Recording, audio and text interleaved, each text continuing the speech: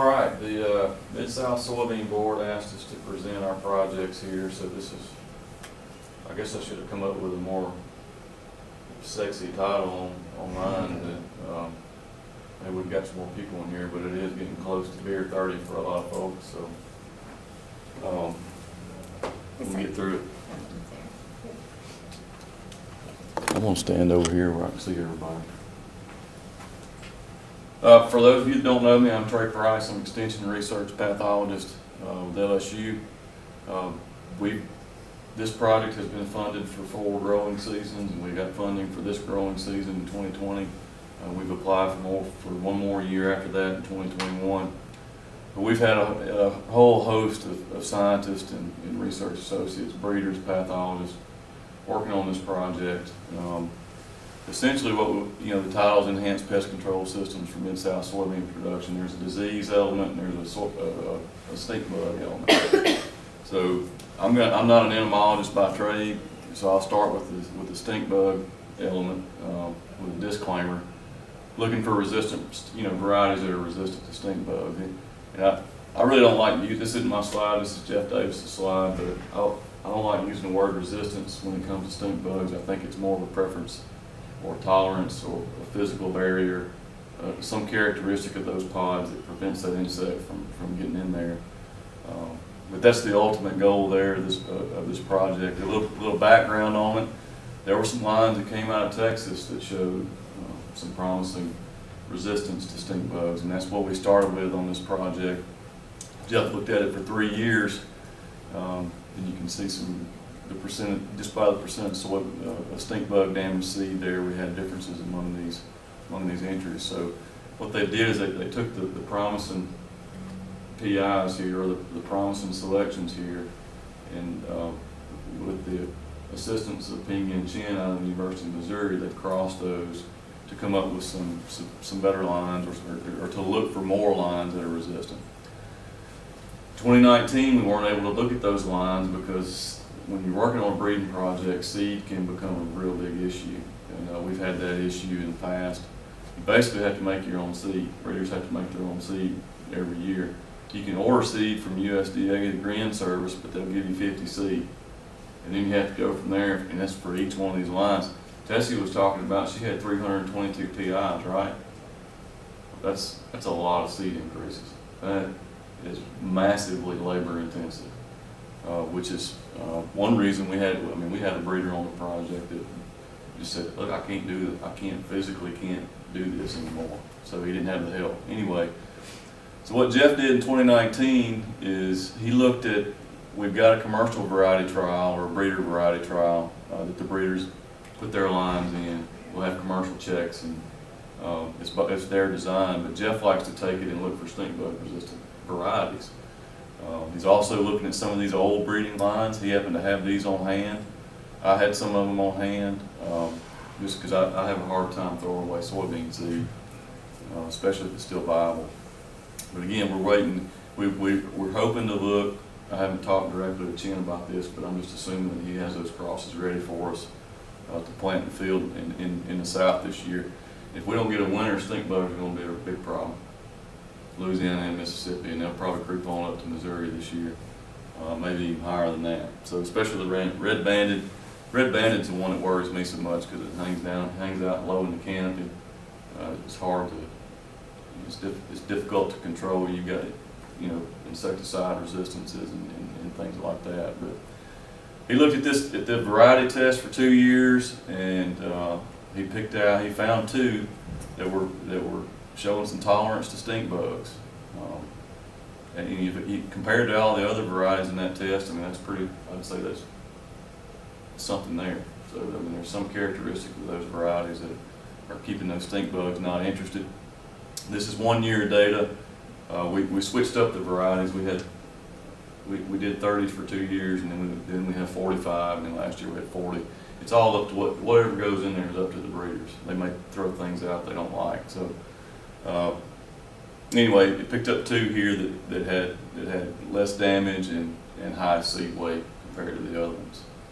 So that's some promising results. I'm really excited about this summer though, because we're going to look at those new crosses in some high pressure environments, and we'll see see if there's something there. To give you an idea of where all this research is taking place, mainly in the Mississippi River Valley, several locations in Louisiana, Mississippi, Arkansas, actually go all the way up to Missouri and Tennessee.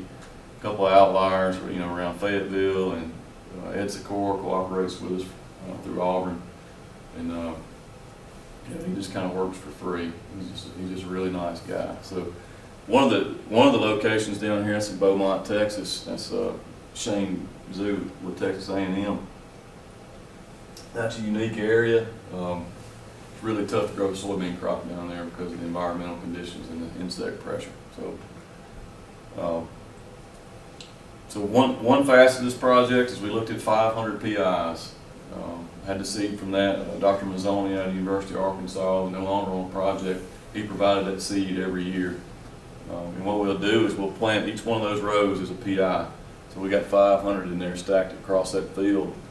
We have them grouped by maturity groups, so we can go through and rate more than once. You have to go through and rate more than once to capture diseases. The biggest disease we're after is Cercospora blight, which is a major problem in the Mid-South.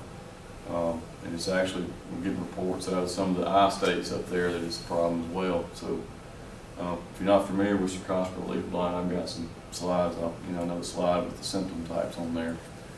But this is a summary of those plant introductions in the original, between 2016 and 2018. We had 18 location years, and it provides a really good data set for breeders for us to identify material that they can move forward and work with. So we did discover resistance, Cercospora leaf blight resistance in some of these PI lines. It's about 57 of them that were showed to be resistant compared to the rest of the lot. So, around 10% of those lines we identified with some promising resistance. That's just the top 10 there. One thing to point out, we've got anywhere from group 4s to group 6s, so that's good to have a maturity group range. Trying to use this data, the data from these trials to identify some QTLs for Cercospora leaf blight. We've got Dr. Kovernick, she's in the room working on that. I've got a postdoc working on it, along with one of our faculty members, newer faculty members, John Richards. He's doing it for free in Baton Rouge. So we appreciate their efforts. Hopefully they can come up with something. Plan for this year is to take these resistant lines and of course keep increasing the seed so we can keep using them. But I want to confirm these in the field with some replicated trials. Probably not in as many locations. Kind of concentrate to as many. It basically depends on how much seed we have. That's what it always boils down to. The other thing that came out of this is it didn't take us long to realize when we were looking at the data that we needed everybody needs to be using the same rating scale.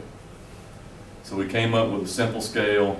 And most of the pathologists and breeders are using this scale. It makes it way easier to analyze the data. It's a bit like herding cats sometimes when you're dealing with this many PhDs on a project. So, but Cercospora blight, if you're not familiar with it, causes purple seed stain as well, petiole lesions, purpling or bronzing, blight. The blight phase, there's actually a little bit of frog eye on that leaf too. It's our biggest foliar disease in Louisiana. It's one of our bigger problems. The other thing to mention is there are at least 3 different species of Cercospora that cause this, which complicates the heck out of figuring out how to manage it. This is the breeder variety trials that I mentioned. That's not my best effort on stand, but when you do things in the field, what can go wrong will go wrong. I mean, we've got a farmer in the room that knows that. But these trials were set up, 2-row plots. We take them to yield. We go through and rate for Cercospora blight, any other diseases that show up. We've had that in a bunch of different locations over the years and had success. I mean, we've gotten disease ratings. Of course, the number of entries has changed over the years. One of the most important things I think that came out of this is we finally wised up. I wish we would have done it every year. But in 2018, 2019, we started sampling these trials. They had Cercospora blight and obtaining isolates of those fungi that were there in each location. And that can springboard into lots of other projects there that I've got listed. Mainly, big 2 are fungicide resistance and genetic characterization. So I don't know what ratio of species a farmer has in his field or in a given area. You know, I can walk up to the field, yeah, you got Cercospora blight, but I don't know which species are out there. So I think that's an important thing to look at the differences in that as far as geographically. Also, in some of these, one species may be more virulent than others. So that's another thing that we can glean out of this. The big thing, I mean, we did find some commercial cultivars with resistance to Cercospora blight. Texas is our outlier. Red means susceptible, and green means resistant. So we're seeing some consistency across locations with some of these entries, and we're planning on putting this on the USB website. And we're going to say preliminary data at this point, but it needs to be out there, and the PI information needs to be out there too for any breeders that are interested in breeding for Cercospora blight resistance. So that's one of the products there. That just kind of summarizes the variety trial again. I don't really I just kind of want to transfer to this that isolate collection is a snapshot in time. It's very valuable as far as research goes. If you have multiple years of that, we can do a lot of different things with that. So this year we got isolates from 7 states. We're going to test them for fungicide resistance. We already have documented resistance in Louisiana, but I suspect this will have one big first report for about 6 states for QLI resistance or quadrus resistance. I think you can name any foliar disease in soybean, I guarantee you can find resistance to that chemistry type. So, and this kind of displays to you, you know, it's pretty tedious keeping up with all these isolates. We've got them in storage in -80, but this kind of gives you a snapshot into how diverse that pathogen population is.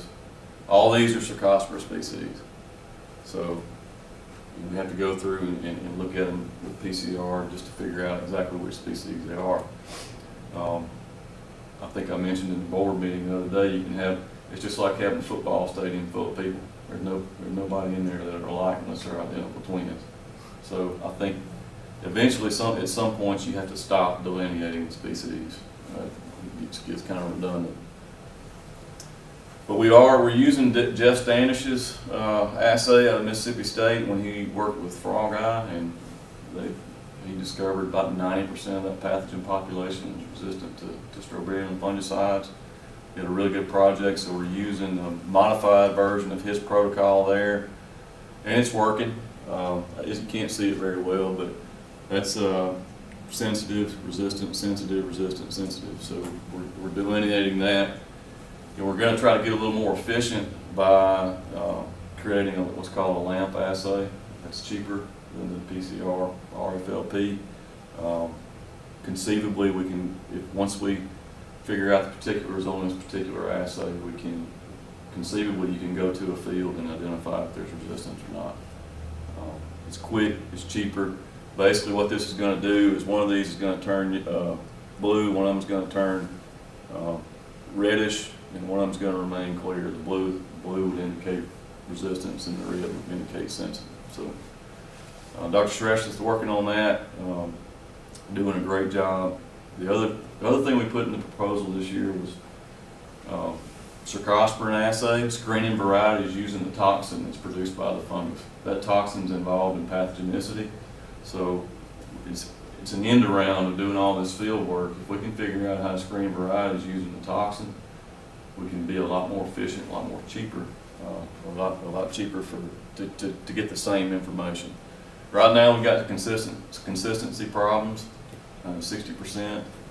Dr. Sarah Thomas Sharma is working on this. She's a new addition to the project this year, and I think she'll make some inroads this season on this. I really would like to see this work because it would save a lot of time and effort. The other thing she's looking at is our iron deficiency chlorosis resistant varieties, and that is a potential source for Cercospora blight resistance. We've seen that plants that have the ability to take up more iron tend to have less Cercospora blight. So that's the basic idea behind her approach. So we'll see how that works out. She's actually working on this in the greenhouse right now. So those were all of our, or not all of them, but that's the bulk of our expected outputs and deliverables on this project. We're hitting our marks. I think if we get this season in, if we get next season in, we should be able to tie up what we promised to do for the, or committed to do for the growers. This project is funded by checkoff dollars from a number of state boards, Mid-South Board, the USB, and I like all the bonus accomplishments we can get, all these spin-off projects from a pathology angle, and you know, I think it's turned out pretty well so far. And I always tell, I know we got a farmer in the room. I always thank you for your checkoff dollars we use. Well, thank y'all for using them. Well, we try to use them to generate information. I'm on the soybean board, so right. we listen to the presentations every year Sure. and determine, so we're glad too. Yeah, good. Sponsor. Good. Well, we appreciate that. I use the majority of that funding to pay good people to do good work. So we're supporting families while we're doing it. So, any questions? Ideas? I got an idea. I figured Well, you would. something that we've been working on at Auburn is we're doing sort of similar to what you're doing with Sircosper, but with target spot. Yeah. And one of the things that we are interested in looking at is seeing target spot resistance as it's related to iron chlorosis tolerance. Yeah, you mentioned that today. So that'd be very interesting to have some further conversations. You're on the project. You can do whatever you want to do. Yes, sir. Yes, sir. There was some interest on, target spot is how big a disease is that across the belt? It can be. My experience with it in Louisiana was in the northeast part of the state during 2016. We had ridiculous amounts of rainfall, and we had some varieties out there that were super susceptible. So, and the seed companies, they have weeded a lot of those varieties out because that outbreak bit them. I mean, they had to pay up for some of that. So. those PIs that are resistant to Sircosper, have you checked to see if they're resistant to target spot as well? No. We should. There was an issue on whether that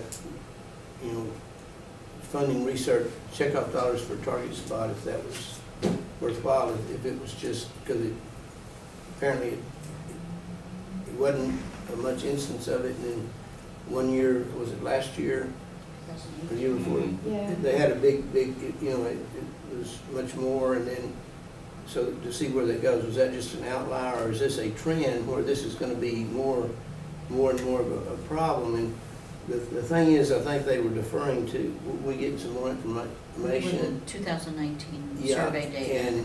and as it turns out, the pathologists do their own thing. And they meet, is it February they meet, or is it late February? Sure. They get together and, I want to say in Florida or somewhere, they all get together and they do these, they report from all the different states and how much damage there were for the very. You're talking about the Southern Soybean Disease Workers or the NCERA 137 group. Yeah, I'm and on both of those. they relate how much yield loss is attributed to a specific disease, as I understand it. Yeah. And target spot wasn't on their list per se. Mm-hmm. But apparently it's a big problem, becoming a bigger problem in cotton. Yeah. And there's the state extension pathologist, Tom Isaac, I was just talking to him in Texas, and he was picking up more, he was working on target, but in cotton, not soybeans, because we don't have enough, that many soybeans anyway to seed. But he was saying that it's becoming apparently more and more a problem with cotton than what they ever thought. So I guess, just like, I sit on these boards, we're trying to figure out how best to spend checkoff dollars. Well, the question, and we came up with, well, if it's just, but we don't know. We just don't know. So maybe it would make sense to fund some level project to right generally we think to see if it is going to be a problem, to be proactive on it, kind of get ahead of the game before it became such a big problem that we, and then try to be reactionary instead of that. So I don't know where this is going, Trey. I think that there's some, I don't know, well, you may know more about target. Obviously, you know I can more tell you about target this, spot. I rate for it every year in our official variety trials. I mean, I know I've done it the past 4 years in 2 locations, and there are differences in disease severity. So there are sources of resistance out there. As far as the importance of the disease, it's on our list now, but whether or not it causes very significant yield loss, it depends on the weather. That disease is driven by rain and not rotating. It starts from the bottom up. Seeing target spot in soybean, it's probably the most common disease in soybean. You can find it once the soybeans lap. If you look hard enough, you'll find target. So you're spot. saying it like it's always there, but the question is it hurting yield? Right. I've seen situations where it has, where it's been catastrophic yield loss. But you had all the stars aligned up. You had the variety out there that was susceptible. You had incessant rainfall. You had the debris on the ground, and it just takes all your leaves off. And if it takes them off before your pods are full, you're going to lose yield. So One other thing, observation, I'm not one to tell anybody what to do, trust me. I'll take direction. If you Well, needed a confirmation of that, just speak with my wife. But anyway. Yeah, the longer I've been married, the more often I just say yes to, the better my life has become. that's But- right. But I think you're selling yourself a little short. I think that's one of the things I see as a major accomplishment you've done. The simple fact, you refer to that as herding cats, but to get that rating scale and to get the scientists across the states, Most of them. most to agree to do things in that uniform method, to me, that's quite an accomplishment with the program. I know that's not a, Well, maybe that it's wasn't the a people bit- on the project too. We got a lot of good people on it. well, but I'm just saying, I think that was that's a accomplishment you shouldn't sell yourself short with. I don't know what you say about that. No, I Jennifer, agree. 'cause I know how hard it I is to think do in that. one of your reports, you made a comment about how, and I didn't quite make the connection until I read it, about how having that improved rating scale probably propelled this project forward, because prior to that, you were rating things or looking at things that might not have been the disease you were looking for. Yeah, it was So, overcomplicated. Yeah. So I think you if you're rating something as a 5, but it's a different disease, or 5 is bad or whatever, right? And then your results are never going to be good, right? You're right. And it's like your results are only as good as your assay. Yeah, the biggest problem is normalizing that data. Like if you Yeah. have one rater that's rating as a percentage and another one's on a Yeah. scale, it's just. I just think that it's you might messy. list that as one of your, as an achievement for your work, okay? Thank you.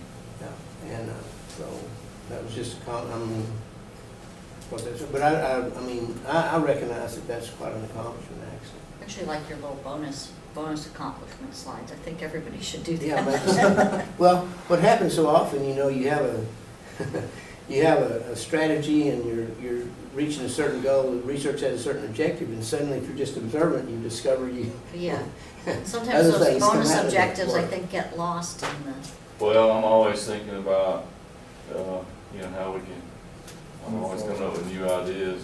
So I think that's, it makes it fun. I mean, yes, it's farming. Every year is different. And that's why I love it, because you don't ever know what's going to pop up in a year. It's always interesting. You may not like it. You may not like it, but it's always interesting.